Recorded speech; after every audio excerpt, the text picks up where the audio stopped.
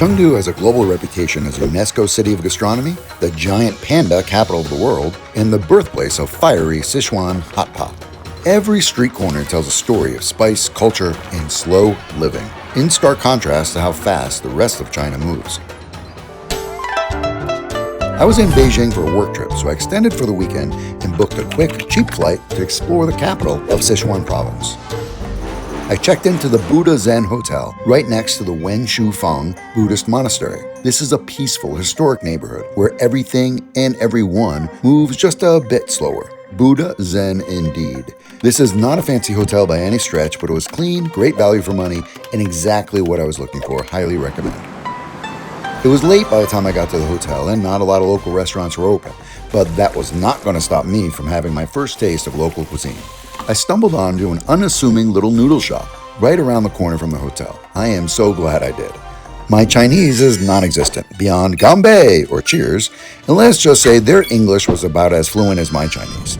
But thanks to some pointing gestures and a bit of hope, I walked out with a bowl of noodles I had to eat back at the hotel. From my first bite, I knew this was the most amazing spicy beef noodles I have ever tasted. I've been dreaming about that little noodle counter ever since. I've tried to find it on Google Maps and it is impossible to locate. It just proves that sometimes you need to ditch the online reviews and Instagram top 10 posts and just let your nose and your luck be your guide. The next morning, I started a 2-day cooking class with Chef Chow from Chengdu Cooking School. He has an awesome kitchen set up in his apartment, and his home is filled with the smells of chilies, garlic, and Sichuan peppercorns. Cooking there did not feel like a tourist activity. I was literally invited into his home and authentic daily life. We made dish after dish of some of my Sichuan favorites: Kung Pao chicken, Mapo tofu, twice-cooked pork, cauliflower with cumin, hand-pulled noodles, dumplings in chili sauce, dan noodles, hot and sour soup, sliced fish and chili oil, ants climbing a tree, dry-fried green beans, and sweet and sour ribs. I was in Chinese food heaven. In the afternoon, I visited the Chengdu research base of giant panda breeding. These cuddly, playful guys are strangely human and easily to identify with. I also like to lounge around, spill food on my belly, and hang out all day too. The red pandas are more elusive and super cool to see in their natural habitat. This was an excellent experience, and your trip to Chengdu would be incomplete without paying a visit.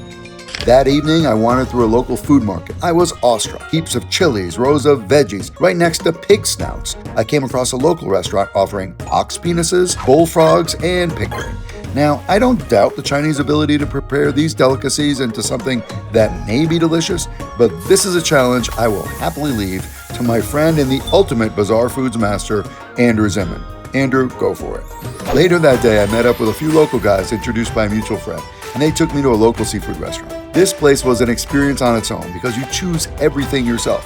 They weigh the lobster while it's still moving, the fish is pulled straight from an aquarium, the giant snow crab is lifted dripping from a tank. Basically, you get to enjoy seafood at its absolute freshest. It reminded me of the Codfather restaurant on the other side of the world on the coast of Cape Town, South Africa. Go check out that journey right after this one. Now, at one point in our meal, the chef broke down a Peking duck from start to finish.